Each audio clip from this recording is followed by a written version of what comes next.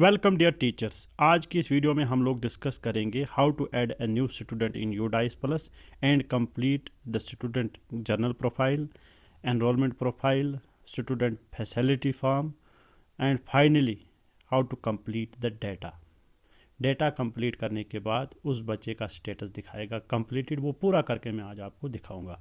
तो चलिए आज की वीडियो स्टार्ट करते हैं। मैंने गूगल क्रोम खोल के रखा है। Here I will type UDISE plus, जो कि ऑलरेडी मेरे यहाँ पे सर्च हिस्ट्री में एट द टॉप है। आई will click on it. Click करने के बाद मेरा जो काम है it is in student module, क्योंकि मुझे एक स्टूडेंट को ऐड करना है और उसकी general profile GP EP FP सारे जितने भी फॉर्म्स हैं वो कंप्लीट करने हैं। स्टूडेंट मॉड्यूल पे क्लिक करने के बाद मुझे ये सीधे स्टूडेंट डाटाबेस मैनेजमेंट सिस्टम का पेज खुलता है। यहाँ पे एक ऑप्शन आता है select state to log in. यहाँ पे मैं अपनी स्टेट जो है नीचे सेलेक्ट करूँगा, चाहे आपकी स्टेट है या यूनियन टेरिटरी है। मैं अपनी यूनियन टेरिटरी को सिलेक्ट करता हूँ और इसके आगे जो यहाँ पे गो का ऑप्शन आ रहा है आई विल क्लिक ऑन इट। यहाँ पे क्लिक करने के बाद ही मेरे पास जो है लॉगिन पेज खुलता है। यहाँ मुझसे यूज़र आईडी, पासवर्ड और कैप्चा जो दिया गया है वो पूछ रहा है। यूज़र आईडी और पासवर्ड तो मैं डालूंगा, जो कैप्चा दिया गया है एज़ इट इज़ इसको भर लूँगा मैं और मैं लॉगिन हो जाऊँगा। तो चलिए लॉगिन करते हैं। लॉगिन करने के बाद मेरे पास दो एकेडमिक ईयर आते हैं। एक पिछले साल का एकेडमिक ईयर है और दूसरा ये जो करंट एकेडमिक ईयर है ऊपर वाला ही 2023-24। आई विल क्लिक ऑन इट। इस पर क्लिक करने के बाद यहाँ पे जो ओपन हो रहा है डेट इज़ स्कूल इंफॉर्मेशन।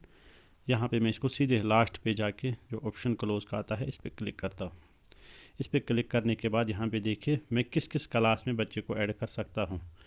गौर से देखिए, या तो मैं नर्सरी में उसको ऐड कर सकता हूँ, या लोअर KG में, या अपर KG में, या फर्स्ट में।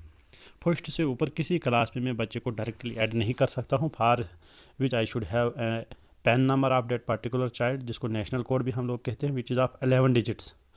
ठीक है, अगर नहीं है या पिछले साल आपको भूल गया है या आपका आउट ऑफ स्कूल चाइल्ड था, वो इसी साल एडमिट हुआ है, सेकंड में हुआ, थर्ड में हुआ है, फर्स्ट से ऊपर किसी भी क्लास में हुआ है, तो उसके लिए आपने क्या करना है, you have to fill the form that is SO2। वो आपने आप जो आपका जोनल कोऑर्डिनेटर है या ब्लॉक कोऑर्डिनेटर है यूडाइस प्लस का, उसको वो फॉर्म फिल करके duly attested by the zonal education officer और ब्लॉक एजुकेशन ऑफिसर।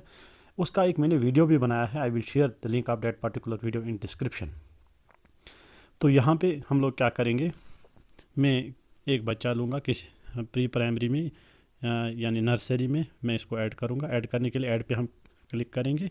यहाँ पे बच्चे का नाम मान लीजिए, बच्चे का कुछ भी नाम मैं लूँ यहाँ पे फॉर प्रैक्टिस। मान लीजिए बच्चे का नाम है मुजम्मिल।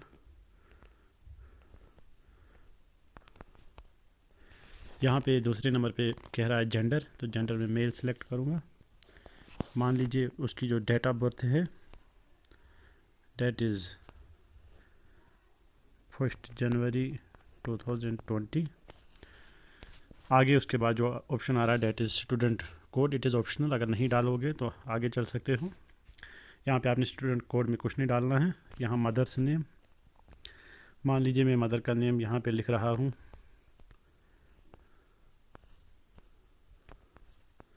देन फादर्स नेम,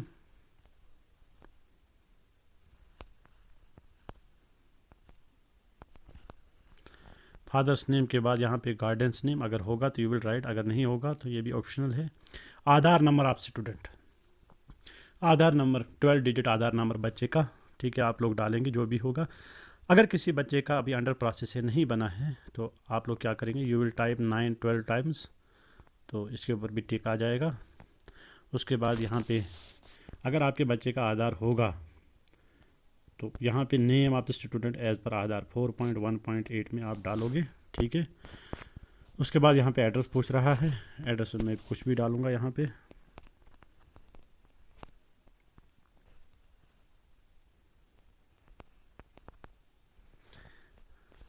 यहाँ से आगे पिन कोड पूछ रहा है, तो अपनी जगह का पिन कोड हम लोगों ने डालना है, वट एवर इट इज़। उसके बाद मोबाइल नंबर ऑफ स्टूडेंट, जो भी पेरेंट का मोबाइल नंबर होगा वो यहाँ पे डालेंगे। अगर किसी बच्चे के पास नहीं है तो आप 9 जो है 10 मतलब टाइप करेंगे तो इसके ऊपर टिक आ जाएगा। लेकिन अगर आप मोबाइल नंबर नहीं डालेंगे तो ये ब्लैंक रहेगा, ये तो मैंडेटरी है, ये भरना ही भरना है। उसके बाद ऑप्शन आता है alternate mobile number. Alternate mobile number अगर होगा तो डालेंगे, नहीं होगा तो इट इज़ आल्सो ऑप्शनल, ज़रूरी नहीं है। ईमेल अगर होगी तो डालेंगे, नहीं होगी तो ज़रूरी नहीं है। उसके बाद यहाँ पे नीचे आते हैं एडिशनल डिटेल्स में। एडिशनल डिटेल्स में मदर टंग पूछ रहा है, यहाँ बहुत सारी लिस्ट निकलेगी, जिसे मैं यहाँ पे सीरियली डालता हूँ तो 84 मेरा यहाँ पे जो यहाँ की लैंग्वेज है। उसके बाद सोशल कैटेगरी आती है बच्चे की, whether it is journal, SC ST और OBC। JC बच्चे की कैटेगरी है, मैं यहाँ पे जर्नल पे क्लिक करता हूँ। देन माइनॉरिटी ग्रुप कौन सा है, देखिए बहुत सारे ग्रुप्स दिए गए हैं। आई will click on the top most, इसी कैटेगरी का ये बच्चा है। वेदर BPL बेनिफिशरी अगर है तो यस, अगर नहीं है तो नो। इस केस में मैं यस करूँगा। वेदर अंत्योदया अन्न योजना अगर है तो यस, अगर नहीं है तो no. Whether belongs to EVS or disadvantaged group, यानी EWS, EVS not EWS। EWS basically economically weaker section, अगर होगा तो यस, अगर नहीं होगा तो नो। वेदर CWSN मतलब होता है चिल्ड्रन विद स्पेशल नीड, ठीक है, किसी किस्म की डिसेबिलिटी तो नहीं है बच्चे में। अगर मैं यस करूँगा तो यहाँ पे पूछेगा बताओ भाई डिसेबिलिटी कौन सी है। यहाँ पे सारी डिसेबिलिटीज़ की लिस्ट निकलेगी।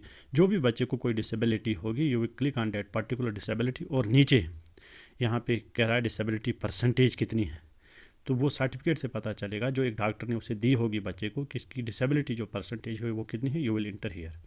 अगर नहीं है तो ये सारा बाकी चीज़ें जो है वो डिसेबल हो जाएंगी। फिर 4.1.18 में whether the student is Indian national, yes of course, यहाँ पे यस क्लिक करूँगा मैं। Is the student identified as out of school child in current और प्रीवियस ईयर, क्या ये बच्चा आउट ऑफ स्कूल तो नहीं था, अगर था तो यस, अगर नहीं तो नो। अगर यस करोगे आप तो आगे ऑप्शन आ रहा है when the student is main stream, यानी आपने इसको किस साल यहाँ पे अपने स्कूल में एनरोल किया, in a current academic year, in earlier academic year, पिछले साल एनरोल किया या इस साल एनरोल किया, वैसे ही आप लोग भरेंगे। ब्लड ग्रुप यहाँ पे लास्ट वाला ऑप्शन अगर हम देखेंगे तो इसमें ब्लड ग्रुप्स बहुत सारे दिए गए हैं। जो भी बच्चे का ब्लड ग्रुप है you will fill that blood group. अगर नहीं है तो लास्ट वाला जो ऑप्शन है अंडर इन्वेस्टिगेशन जो लास्ट वाला है तो ये वाला डालेंगे, अगर बच्चे का अभी आपको पता नहीं है कि इसका ब्लड ग्रुप क्या है। ये सब करने के बाद you will click on save, जो लास्ट पे ऑप्शन है यहाँ पे। जो ही मैं सेव पे क्लिक करूँगा तो यहाँ पर मुझे लिख के आएगा कन्फर्म द फॉलोइंग डिटेल्स, जैसे नेम ऑफ द स्टूडेंट है, फादर्स नेम है, मदर्स नेम है और डेट ऑफ बर्थ है। यहाँ पे नीचे देखिए क्या लिख रहा है, the above information can not be change once it has been confirm. तो ये चेंज नहीं होगी, इसलिए दोबारा इसको चेक कीजिए, वेरीफाई कीजिए अच्छे से, तब जाकर ये जो है आप लोग क्या करेंगे। उसके बाद जब आपने चेक की तो यहाँ पीछे जैसे नेम ऑफ द स्टूडेंट के बच्चे के पीछे एक बॉक्स है, डैट इज़ ब्लैंक बॉक्स, इस पर भी क्लिक करना है। फादर्स नेम पे भी, मदर्स नेम के पीछे जो बॉक्स है उस पर भी, डेट ऑफ बर्थ पे भी। फिर जाके आप लोग क्या करेंगे, you will click on this confirm button पे क्लिक करने के बाद ही आपका बच्चा जो है वो ऐड हो जाएगा। तो यहाँ पे दो ऑप्शन आएंगे, फिर उसके बाद कि ऐड अनदर स्टूडेंट, यहाँ complete the profile of the student. तो अगर आप ऐड न्यू स्टूडेंट करेंगे तो इस स्टूडेंट का तो ये GP भरेगा, ये जनरल प्रोफाइल भर जाएगी, फिर उसकी फर्दर प्रोफाइल हम कंप्लीट कर सकते हैं। तो जो ही हम इस बच्चे को ऐड करेंगे, यहाँ से कंफर्म करेंगे तो ये बच्चा ऐड हो जाएगा। फर्दर उस बच्चे की जो GP है, EP है या FP है, ये फार्म्स कैसे कंप्लीट करने हैं तो मैं आपको अभी दिखाऊंगा, ठीक है। तो चलिए, जो ही बच्चा ऐड हो जाएगा तो मैं फिर से यहाँ पे आ जाऊँगा, स्कूल डैशबोर्ड में वापस आ जाऊँगा। स्कूल डैशबोर्ड पे जब मैं क्लिक करूँगा तो कुछ इस तरह का इंटरफेस मेरे सामने आएगा, ठीक है। तो यहाँ पे मुझे क्या करना है, फिर बच्चे की फर्दर डिटेल को पूरा करने के लिए यहाँ हर क्लास के आगे देखिए, नर्सरी के आगे या फ्लावर KG, यहाँ पर KG या फर्स्ट के आगे आ रहा है ऐड, और ऐड के नीचे आ रहा है व्यू मैनेज। मुझे इस व्यू एंड मैनेज वाले ऑप्शन पे क्लिक करना है ताकि मैं बच्चे की फर्दर डिटेल को पूरा करूं। So I will click on view manage. View manage पे क्लिक करने के बाद यहाँ पे बच्चे का नाम, क्लास वगैरह आया है। तो मुझे क्या करना है, यहाँ पे ये जो फार्म स्टेटस है यहाँ पे देखिए GP जर्नल प्रोफाइल बच्चे की जो मैंने एडमिट किया वो तो फिल हो गई। अब मुझे क्या करना है, बच्चे का जो EP है यानी एनरोलमेंट प्रोफाइल है वो पूरी करनी है। यहाँ पे मुझे स्टेटस जो दिखा रहा है डेट इज़ इन प्रोग्रेस, ठीक है। यहाँ पे GP के ऊपर ग्रीन टिक आ गया है। इसी तरह मैं क्या करूँगा, I will complete this EP and FP। मैं EP पे क्लिक करूँगा। EP पे क्लिक करने के बाद ही यहाँ पे देखिए मेरा ऑप्शन क्या रहा है, admission number in present school. यहाँ पे आप बच्चे का एडमिशन नंबर डालोगे। फिर उसके बाद आता है एडमिशन डेट। यहाँ पे आप एडमिशन डेट डालोगे, किस डेट की इसकी एडमिशन हुई है। देन क्लास और सेक्शन रोल नंबर, जो भी बच्चे का रोल नंबर है अटेंडेंस रजिस्टर के ऊपर। तो उसके बाद यहाँ पे क्या है, मीडियम ऑफ इंस्ट्रक्शन क्या है। यहाँ पे तो एक ही ऑप्शन है, डेट इज़ इंग्लिश। उसके बाद यहाँ पे है academic stream opted by student, ये तो हायर सेकेंडरी स्कूल्स के लिए है। उसके बाद 4.2.5 में status of student in previous year of schooling, ये जो बच्चा था पिछले साल, इसका स्टेटस क्या था, क्या इसी स्कूल में पढ़ता था या दूसरे स्कूल में पढ़ता था या आंगनवाड़ी में पढ़ता था या नहीं पढ़ता था, वो मुझे यहाँ पे जो है वो सेलेक्ट करना है। उसके बाद क्योंकि ये बच्चा यहाँ पे मैंने नर्सरी में ऐड किया है, तो इसलिए यहाँ पे जो दिखा रहा है grade class studied in the previous last academic year, ये डिसेबल हो गया है। Admitted enrolled under only for private unaided, private school के लिए है। उसके बाद यहाँ पे है in the previous class studied result, क्योंकि अभी प्री प्राइमरी में ही चढ़ा है, पिछले साल पढ़ ही नहीं रहा था। यहाँ पे मैंने इसको नॉट नन या नन नॉट स्टडिंग में किया था, तो पिछले साल का यहाँ पे रिजल्ट जो है वो डिसेबल हो गया। परसेंटेज वगैरह, number of days attended in the previous academic year. हाँ, अगर बच्चे का कोई डेटा है पिछले साल या किसी स्कूल में पढ़ता था, उसका रिजल्ट क्या था, कितने दिन ये स्कूल में रहा था, वो आप डेटा भर सकते हैं। बिकॉज इन दिस केस मैंने यहाँ पे चूँकि एक ऑप्शन डाला है नॉट स्टडिंग, इसलिए ये सारी चीज़ें जो है वो डिसेबल हो गई। बिकॉज बच्चा अभी जो है नर्सरी में जो है मैंने एडमिट किया है। ये सारी डिटेल भरने के बाद मुझे क्या करना है, ये जो नीचे जो है सेव का ऑप्शन है, इस पर क्लिक करना है। जो ही मैं सेव के बटन पे क्लिक करूँगा तो यहाँ पे आ रहा है एनरोलमेंट डेटा सेव्ड सक्सेसफुली। उसके बाद मुझे क्या करना है, नेक्स्ट पे क्लिक करना है। चलिए मैं नेक्स्ट पे क्लिक करता हूँ। नेक्स्ट पे क्लिक करने के बाद मेरे पास जो है लास्ट वाला form, that is student facility form जो है वो खुला है। ठीक है, ये लास्ट वाला फार्म है, इसमें क्या क्या फैसिलिटीज़ बच्चे को मिली हैं वो फिलअप करनी है। पहले यहाँ पे देखिए whether the facilities provided to the student. देखिए क्योंकि ये बच्चा जो है it has been admitted in the class nursery, तो इसको अभी कोई फैसिलिटीज़ वगैरह नहीं मिली हैं इस बच्चे को। हाँ, फर्स्ट या फर्स्ट से ऊपर जितनी भी क्लासेस हैं उन केसेस में आप तो यस करेंगे, और कौन कौन सी फैसिलिटीज़ मिली हैं इन केस आप गवर्नमेंट स्कूल में, यहाँ पे free uniform, free text book या free transport facility, whatever जो भी बच्चे को मिला है यू विल फील डेट। लेकिन सिंस यहाँ पे मेरा जो बच्चा है जिसको मैंने एडमिट किया है इज इन क्लास नर्सरी, तो यहाँ पे उसको मैं क्या करूँगा, नो करूँगा। उसके बाद 4.3.1 scholarship received by the student, अगर रिसीव किया है तो यस करोगे, अगर नहीं तो नो। तो अगर यस आप करोगे तो यहाँ पे नीचे देखिए एक डब्बा खुलता है, if any one of above is yes then scholarship amount. चाहे आप किसी भी ऑप्शन पे, इस ऑप्शन पे करो या इस ऑप्शन पे यस करो, तो यहाँ नीचे आपने जो है वो अमाउंट डालना है कि बच्चे को कितना स्कॉलरशिप मिला। तो इस केस में मेरा जो है डेट इज़ नो। लेकिन अगर आपके केस में किसी बच्चे को स्कॉलरशिप मिला है, you have to, if you first click yes then you have to enter the amount, last पे अमाउंट डालना है।